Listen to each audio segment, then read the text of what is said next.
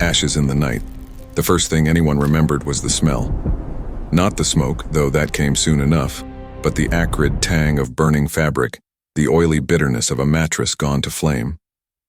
It carried across Parkton, North Carolina, as if the night itself had decided to whisper of tragedy.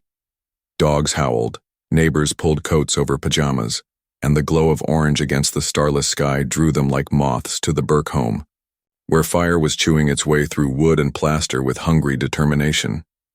Inside, a man's body was already turning still. Thomas Burke had spent the last hours of his life groggy with liquor, half sunken into his bed.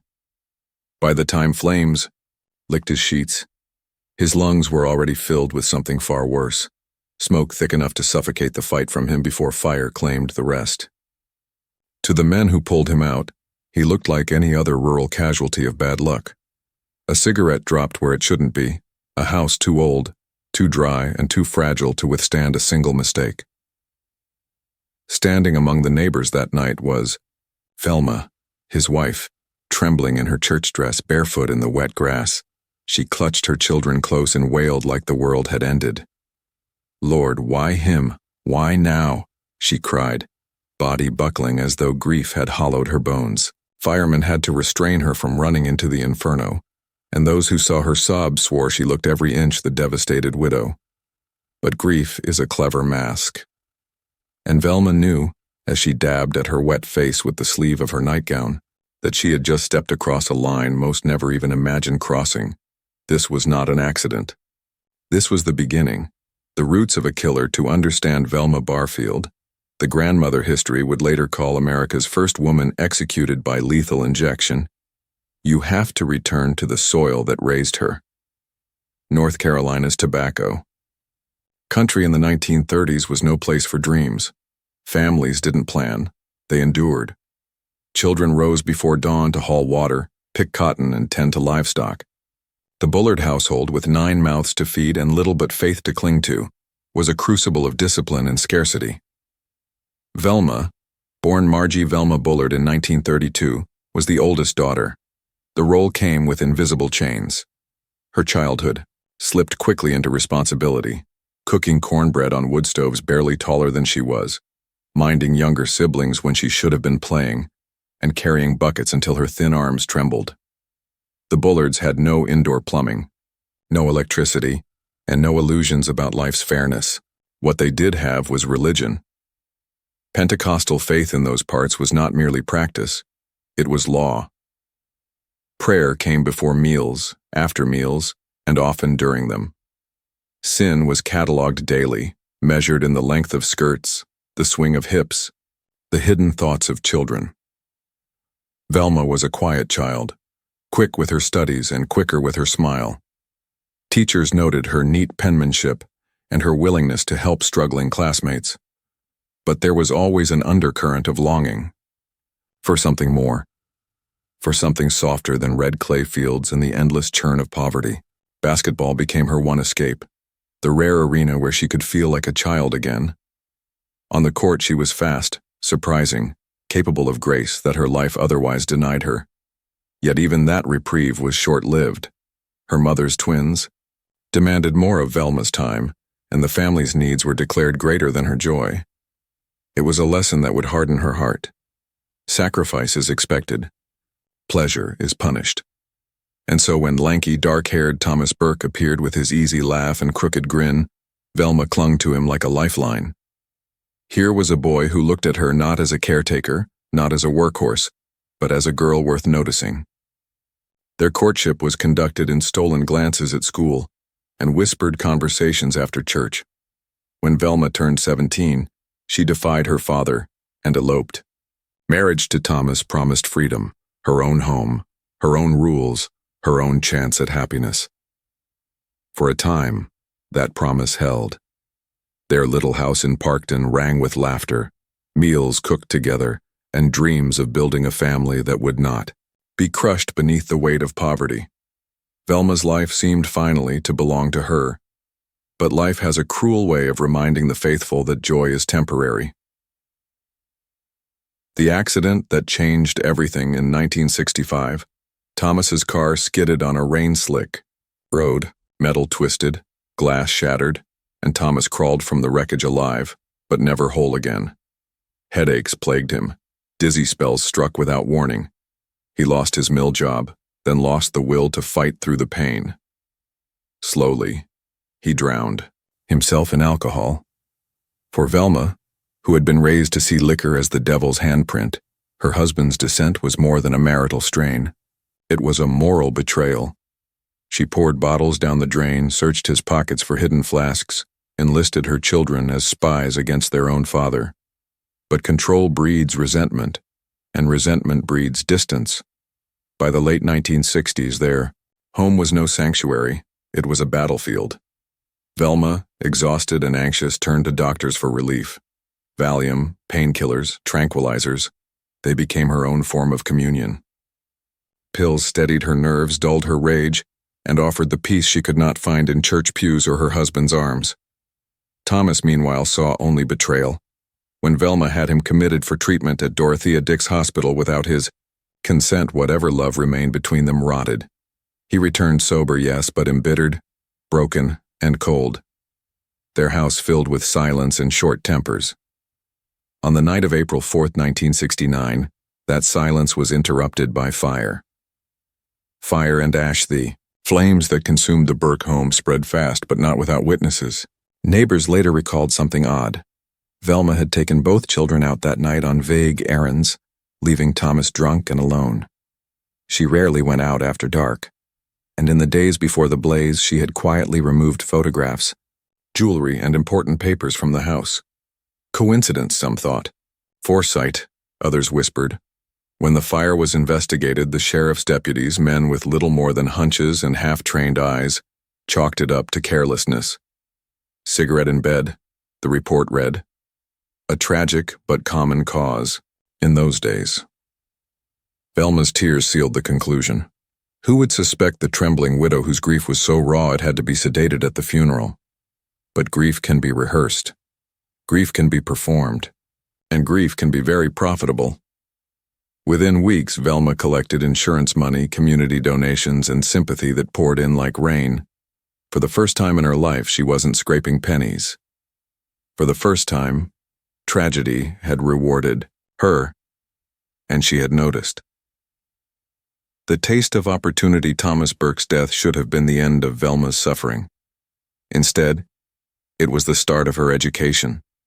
She had discovered something that night, in the glow of her burning home and the clutch of neighbors around her. Murder, when masked by circumstance, could solve problems. It could erase debts, silence quarrels, and open doors. Within 16 months, Velma remarried. Jennings Barfield was a respected widower, a man of means, a man who trusted Velma's gentle faith and tireless devotion. She cooked, she cleaned, she prayed at his side. She also stole from his accounts, forged his checks, and lied with practiced sweetness. When Jennings threatened divorce after discovering discrepancies in his bank statements, Velma faced a crossroads. Exposure meant disgrace, poverty, and prison, but Velma had already learned there was another way. In March 1971, Jennings clutched his stomach after dinner, pain rippling across his face. Vomiting followed, chest pains. By dawn, he was dead. Doctors cited heart failure, infection, anything but the truth. Velma, the grieving widow once again, was showered with condolences and fresh insurance payouts. This time, no fire was needed. Just powder, just patience, just the appearance of care. Foreshadow of darkness, by the time Velma buried her second husband, she had perfected her mask.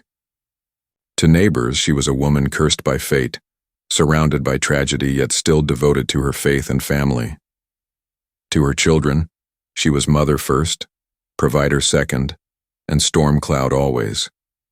To herself, she was beginning to feel untouchable, but seeds planted in fire have a way of growing into infernos, and Parkton, with its trusting neighbors and its reverence for church-going women, was fertile ground for something terrible. Velma Barfield was just getting started, and the small town that pitied her had no idea they were harboring a predator, who wore a grandmother's smile. Because when Velma next turned her eyes toward her own family, the very mother who raised her. The line between devotion and destruction would vanish forever. A mother's last prayer. The funeral bell for Jennings Barfield had barely stopped echoing before whispers rose in Parkton. Folks spoke in hushed tones about Velma's luck. Bad luck, they said. 2 husbands buried in less than 2 years. Both deaths tragic, both times Velma left standing in her black dress, wringing her hands, eyes glistening with righteous grief. Bad luck, yes, but there was a hint of envy, too. Insurance money had a way of softening pity into speculation. Neighbors noticed Velma's new home, a tidy place not far from her parents. They noticed how her children, once threadbare, now wore fresh coats in winter. And they noticed that Velma seemed always to land on her feet, no matter how much tragedy pressed down upon her. But no one dared to voice what they felt in their bones. That misfortune followed her too closely to be chance. That maybe misfortune wasn't the right word at all. Velma, meanwhile, was busy building her next act. The return to family, moving back near her parents, was framed as devotion. She told the church ladies that she wanted to be close to her aging mother, to lend a hand with errands, to keep her company in the lonely evenings, and for a time it looked like a daughter's love. Velma arrived with casseroles wrapped in dish towels, helped fold laundry, balanced checkbooks at the kitchen table. Her father, Murphy, was fading anyway, his lungs eaten by years of tobacco and hard work. His death came slow, natural, predictable. No one questioned it. In fact, his passing gave Velma even greater credibility as the daughter who bore endless loss with grace. But her mother, Lillian, was another matter entirely. Lillian was 74, sharp of mind, careful with money, and stubborn in ways only an old Carolina matriarch can be. She had scraped her whole life to keep her family fed, saved nickels in mason jars, and hid crisp bills under mattresses when she didn't trust the banks. Her modest pension and her carefully tucked-away savings represented a lifetime of discipline, and Velma was already dipping her fingers in it. A thief in plain sight. At first, the thefts were small. 20 here, 30 there. Checks forged with careful precision. Velma knew her mother's handwriting well, every loop of her L, every curl in her B. Lillian noticed now and then. "Did I spend more than I thought at the grocer's?" she'd murmur. Or, "Strange, I could have sworn I had more left from last month." Velma soothed her worries with the kind of sugary concern only a daughter could deliver. "Mama, you must have just forgotten. You've got so much on your mind." But behind the kindness was a gnawing addiction. Pills weren't cheap, and Velma's tolerance climbed higher with every week. What had started as Valium to help. Her sleep had become a pharmacy of necessity. Tranquilizers for her nerves, painkillers for aches she exaggerated, sedatives for nights when her mind refused to quiet. She needed money, always more money. And Lillian, frail, trusting Lillian, was the perfect bank. Experiments in pain. In the spring of 1974, Lillian began experiencing sudden stomach cramps. She'd be sitting at the kitchen table, shelling beans, when her hands would stiffen around the bowl. Her face would blanch. Then the nausea came, violent and humiliating. Dr. Stevenson, the family physician, scratched his head over it. Maybe food poisoning, maybe a virus. But the pattern was strange. Attacks that struck fiercely, lasted days, then mysteriously vanished. No one else in the house ever fell ill, though they all ate from the same pots and pans. And always, always Velma was there, hovering at her mother's side with broth and tea, wiping her forehead, crooning hymns under her breath as though prayer could cleanse the sickness. What no one knew was that Velma was testing. A little rat poison dissolved in coffee one week, a pinch sprinkled into cornbread the next. Carefully measured doses, adjusted like a scientist perfecting a formula. She watched Lillian suffer, then recover, then suffer again, recording results in her mind with chilling precision. Each time her mother moaned in pain, Velma was learning. Each time her mother begged God for mercy, Velma was calculating. And Lillian, weakened by illness, leaned harder on the daughter who was quietly dismantling her from within. The Christmas death by December, Velma was desperate. The checks she had forged were piling up, and she knew banks would be auditing accounts as the year closed. If Lillian lived long enough to spot the holes in her savings, Velma's mask would shatter. So on the evening of December 28, 1974, as relatives gathered for a quiet holiday meal, Velma decided it was time. The broth she prepared for her mother was steaming hot, fragrant with chicken stock and herbs.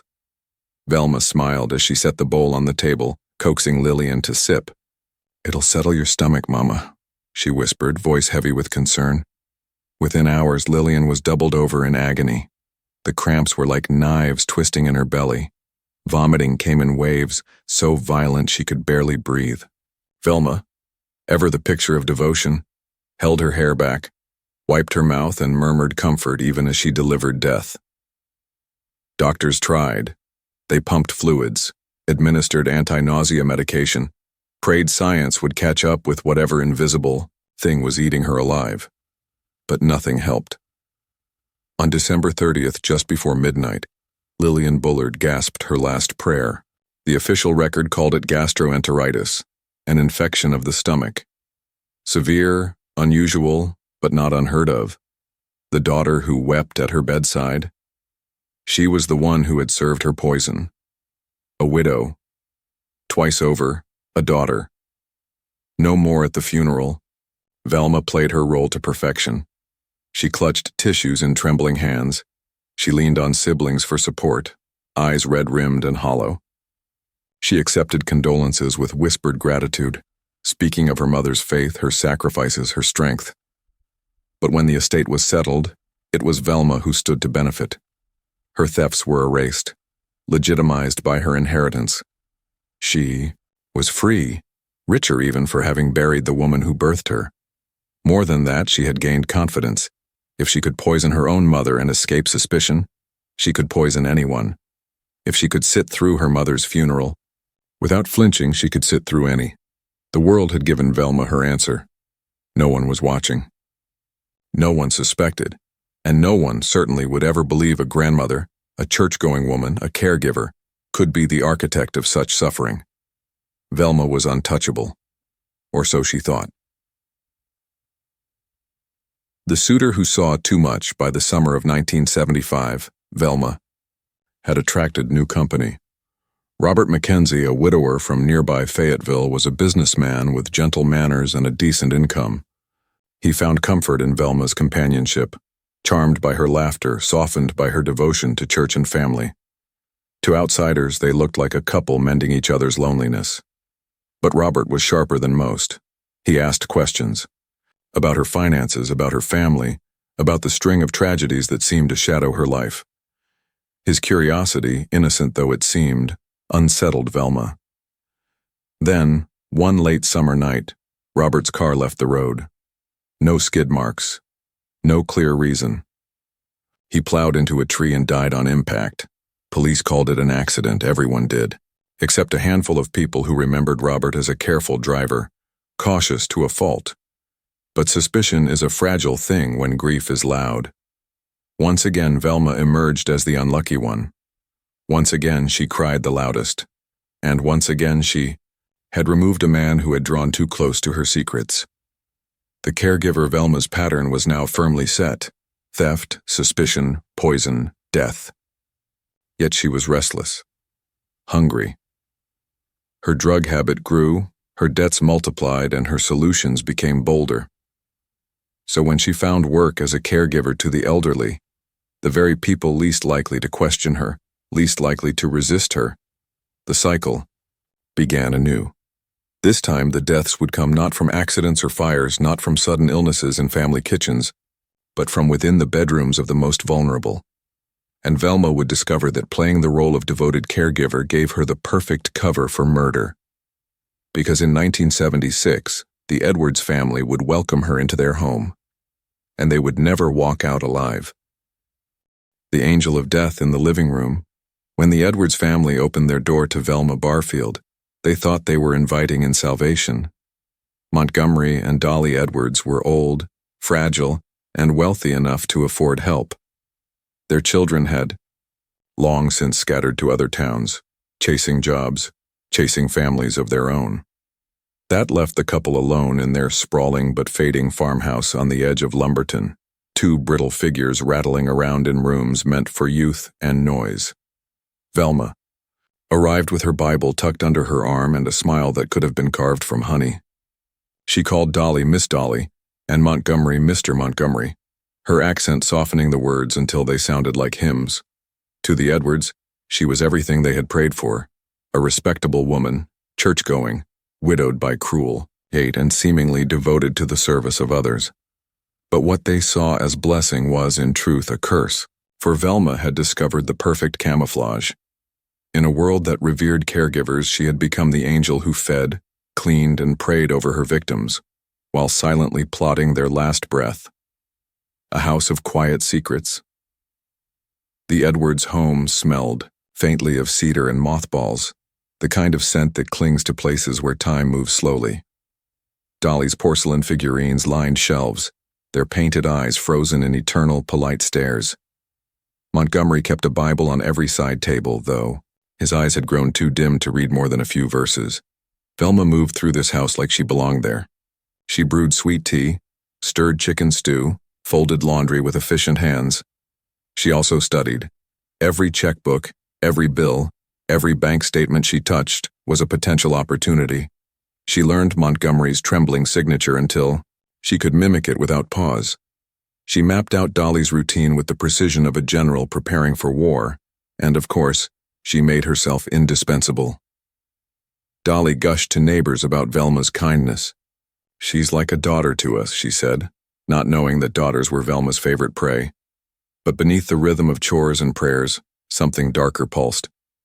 Velma wasn't merely waiting for opportunity, she was creating it. Exit Montgomery was 94, frail as parchment, his mind often slipping into fog. When he passed quietly in January 1977, no one thought twice. His death was written off as natural, expected, even merciful. Velma played her role flawlessly.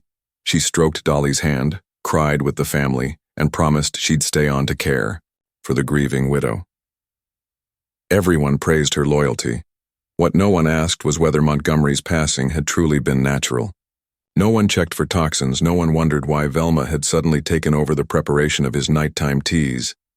And so the truth vanished into the grave with Montgomery. But Dolly's time was coming soon. Dolly's agony. By March of that same year, Dolly began suffering sharp, relentless stomach cramps. It started after supper one evening, a simple meal Velma had cooked, beans, cornbread, and tea. Within hours, Dolly was clutching her abdomen, her pale face twisted with pain.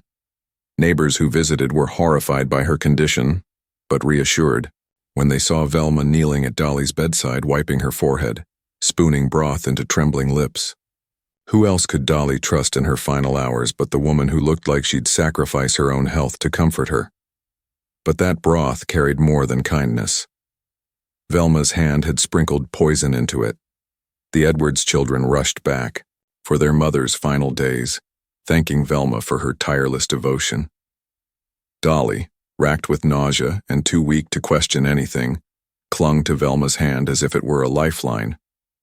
She whispered prayers, asking God to bless her caregiver. The irony was suffocating.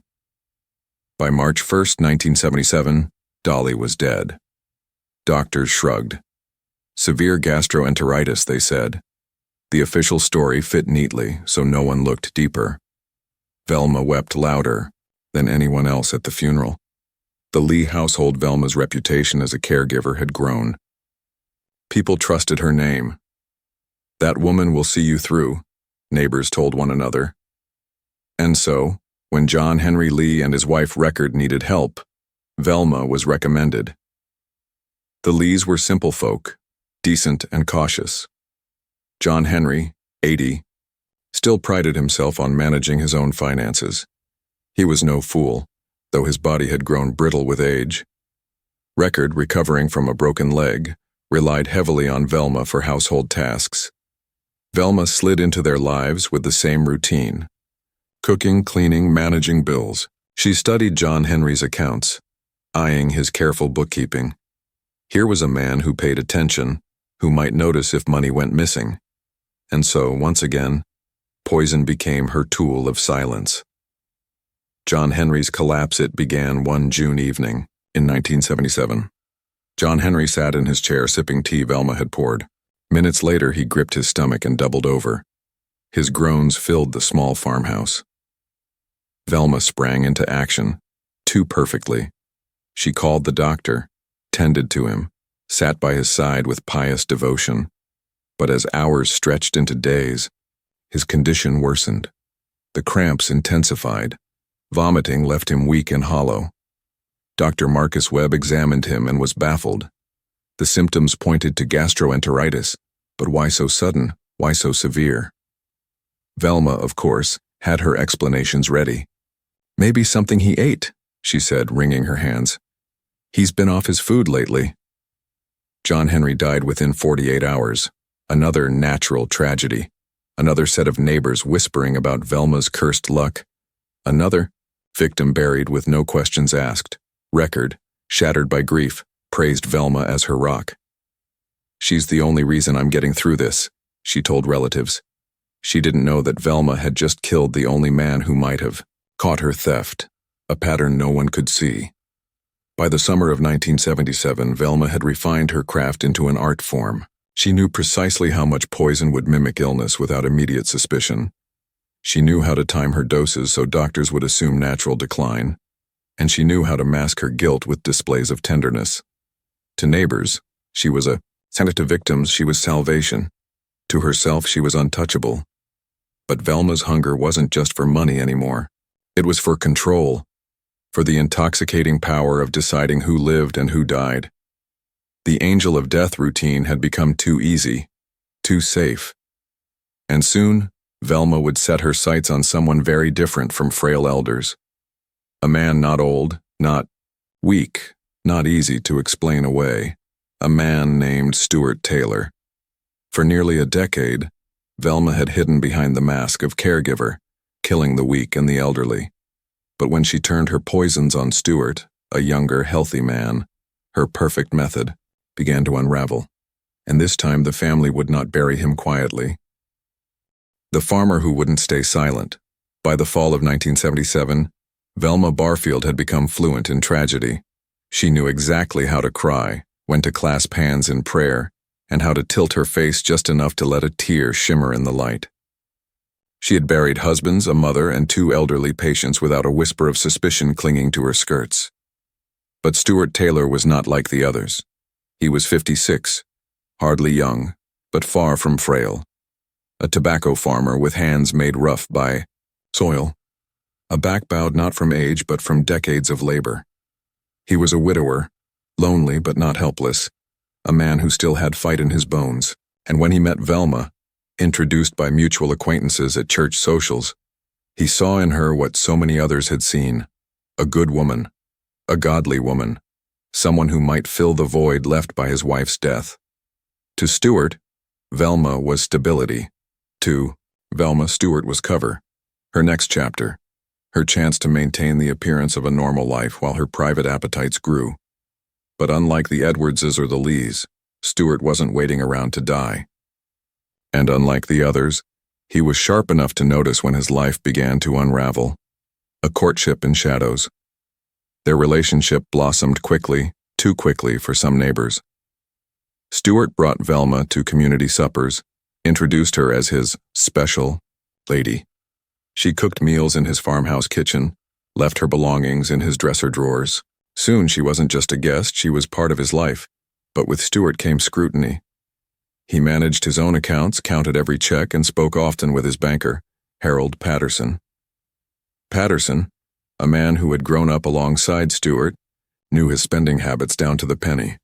So when irregularities appeared, checks signed in Stuart's name but for odd amounts, withdrawals he couldn't explain, alarms began to ring. "Stuart, you making big purchases?" Patterson asked one afternoon at the feed store. Stuart frowned. "What do you mean?" That was the moment the seed of doubt was planted. The argument on January 31st, 1978, Stuart confronted Velma. He laid the forged checks on the kitchen table, his calloused hands trembling with anger. "What is this, Velma? Don't you lie to me. These are my accounts, my name. You think I wouldn't notice? Velma's face shifted through masks, confusion, denial, then tears. She pleaded, blamed, mistakes, suggested misunderstandings. But Stuart wasn't swayed. He had lived long enough to know when someone was stealing from him. The confrontation grew heated. Voices rose. Stuart, uncharacteristically, grabbed her shoulders and shook her. You've been lying to me, Velma. And if you think I won't, go to the sheriff. You're dead wrong. For Velma, the world tilted. This was no fragile elder who could be nudged quietly into the grave. This was a man who threatened exposure, a man who might undo everything she had built, and that made him dangerous. The revival meeting. 2 nights later, Stuart and Velma attended a Pentecostal revival at the Cumberland County Civic Center. The preacher thundered about sin and salvation, about how secrets will be dragged into the light. The congregation shouted Amen and praised the Lord. But Stuart sat stiff, uneasy. His stomach churned, his head swam. At first, he thought, it was nerves from the unresolved fight with Velma. But then the cramps came sharp and twisting. Sweat broke across his brow. He excused himself, stumbling toward the restroom. Witnesses later recalled Velma's concern, how she followed close behind, fussing over him like a devoted partner. They whispered admiration for her loyalty, but what they couldn't know was that Stuart's agony had been brewed in Velma's kitchen hours before, hidden in a drink she offered with tender insistence. By the time the revival ended, Stuart could barely stand. Velma drove him home, urging him into bed, promising to nurse him through the night. To onlookers, it was the image of love. To Stuart, writhing in pain, it was the beginning of the end. The longest 3 days. For 3 days, Velma played nurse. She brewed teas, spooned broths, pressed cool cloths against Stuart's forehead. Family members who visited saw her devotion and were moved. But Stuart, though weakened, grew suspicious. Velma, he rasped at one point, clutching his stomach. Every time I take what you give me, I feel worse. Her smile never faltered. That's just the sickness talking, honey. You've got to trust me. But trust was slipping away. His relatives, too, began to wonder. Stuart had been healthy, hard-working, strong. How could he collapse so suddenly without warning? On February 3, 1978, Stuart Taylor died in Cape Fear Valley Hospital. The official diagnosis, gastroenteritis. Just another cruel twist of fate, doctors said, but Stuart's family didn't buy it. The autopsy that changed everything, unlike the deaths of frail elders, Stuart's passing was too abrupt, too unnatural. His siblings demanded an autopsy. You check him, they insisted. This wasn't just some stomach flu. Toxicology results stunned investigators. Lethal levels of arsenic coursed through Stuart's body. The mask Velma had worn for nearly a decade slipped in that instant. No one could wave this away as bad luck. No one could bury suspicion under casseroles and hymns. The sheriff's department opened an investigation. And when they started looking, they didn't just find arsenic. In Stuart's blood, they found a trail of poison leading back through years of funerals and graves, each one tied to the woman who always seemed to be at the bedside. Velma had survived every suspicion before, but now, for the first time, she was trapped. The knock. At her door on March 28, 1978, deputies arrived at Velma's home. Their knock was polite, almost apologetic. She answered in her apron, Bible open on the table behind her. Velma Barfield? The lead officer asked. Yes, sir, she replied, her voice sweet as sugar. We need you to come with us. It was the beginning of the end. For the first time, the grandmother who had poisoned her way through a decade of death would face questions she couldn't pray away. And what came out of her mouth in that interrogation room would chill even the most hardened investigators. Confessions in the shadows. The jailhouse smelled of old tobacco smoke and disinfectant, the kind of odor that clings to walls no matter how many times they're scrubbed. Velma Barfield sat in a chair that creaked under her weight, her hands folded, primly in her lap, her Bible perched like a shield beside her. Across the table, investigators shuffled papers. They weren't hardened big city detectives.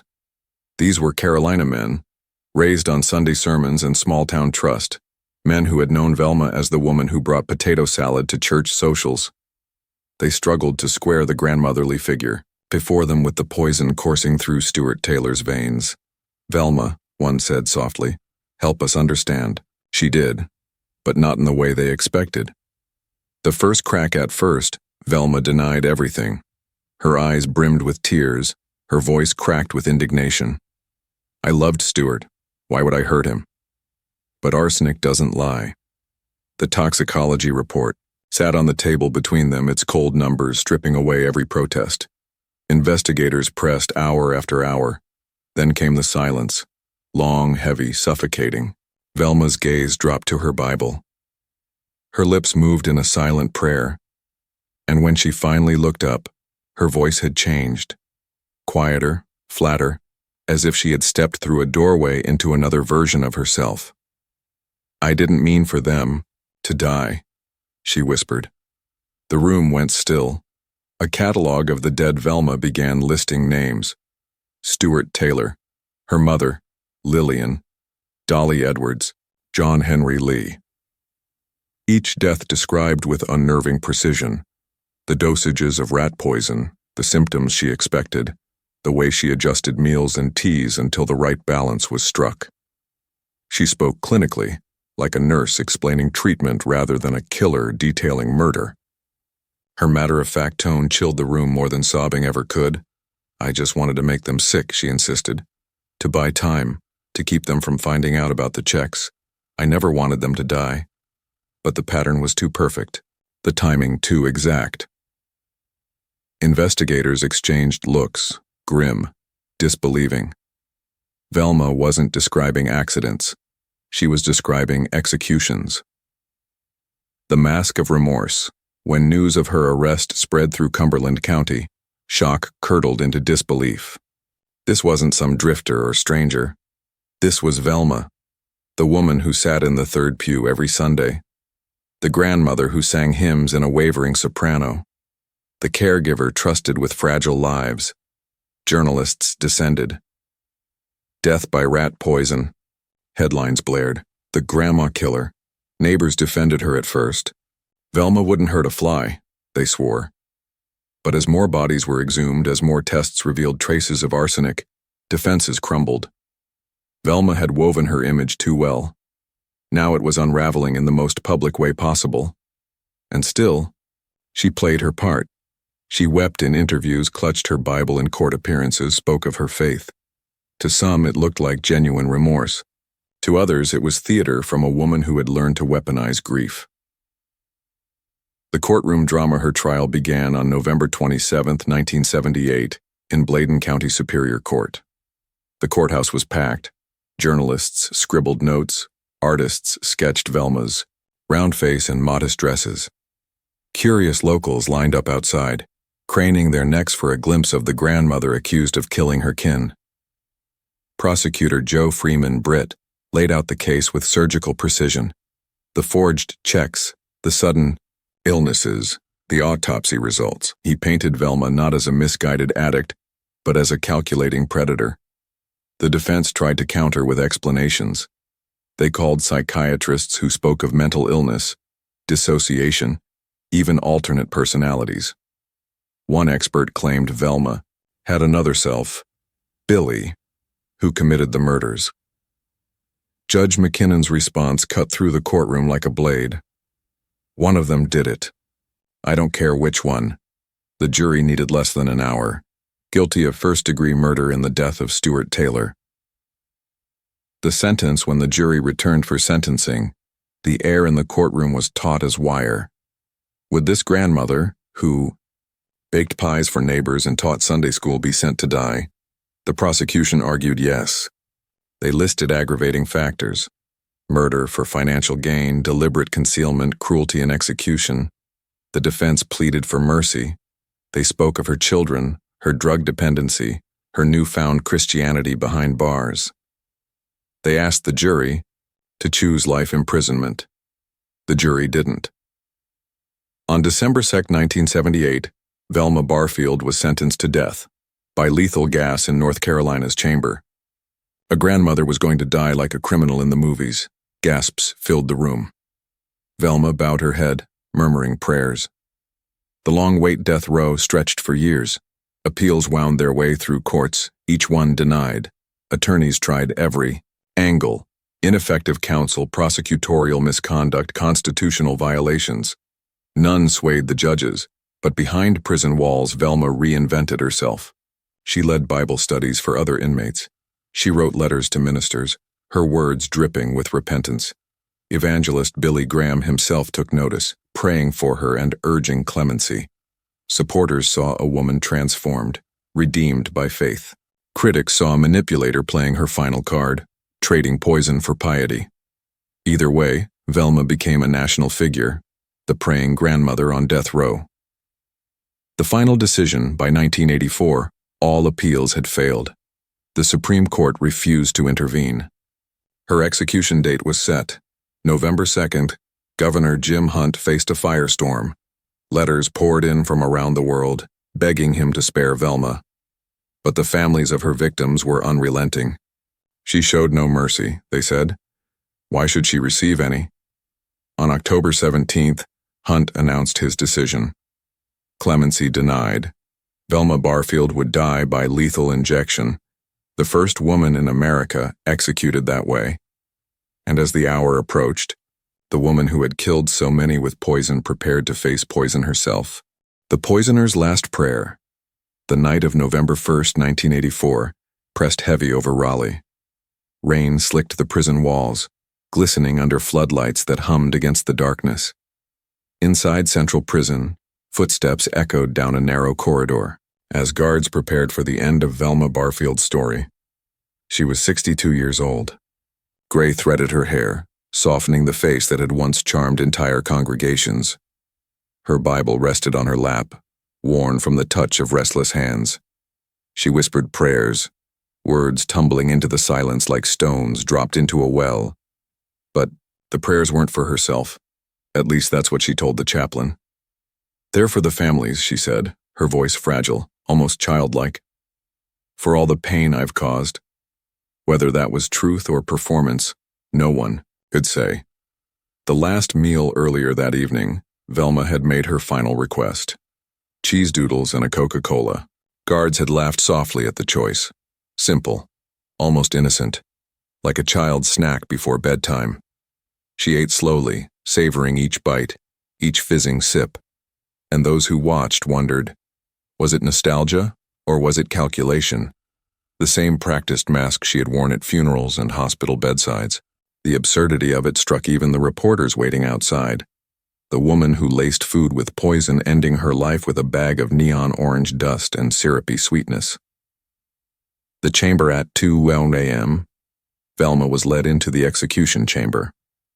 Rows of witnesses sat behind glass, journalists, lawyers, family members of victims, state officials.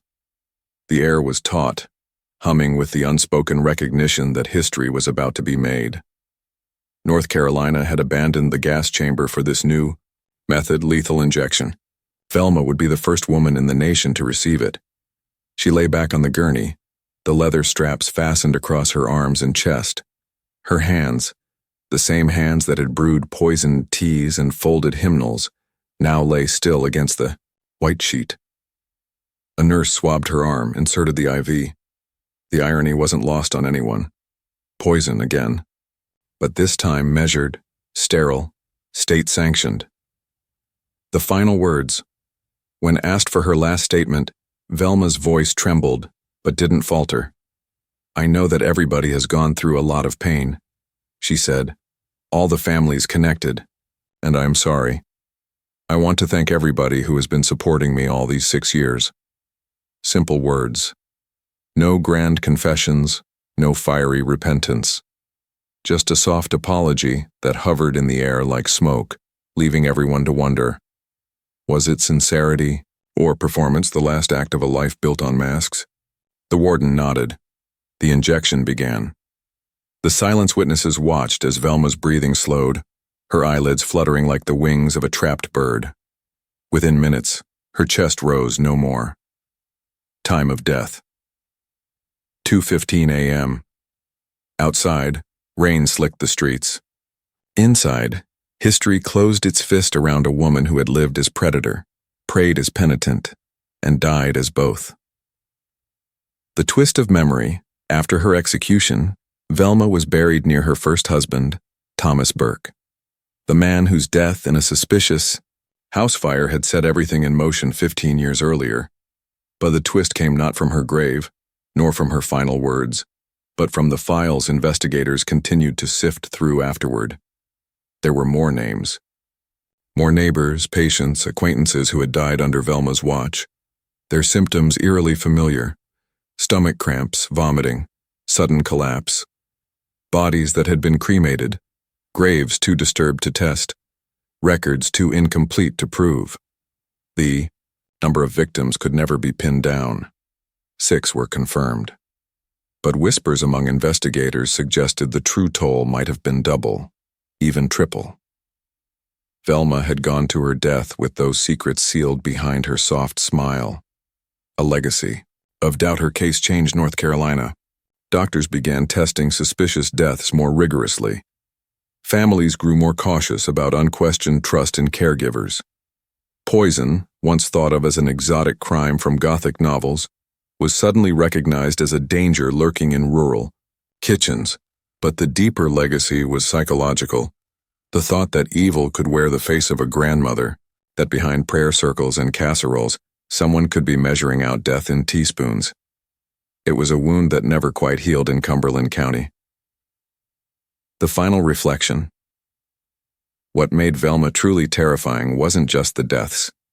It was her camouflage. The soft voice, the folded hands, the way she turned grief into theater. She wasn't the monster in the shadows. She was the friend in the front pew, and when the state answered her poison with its own, the symmetry was almost too neat. The grandmother who had killed with arsenic left this world by injection.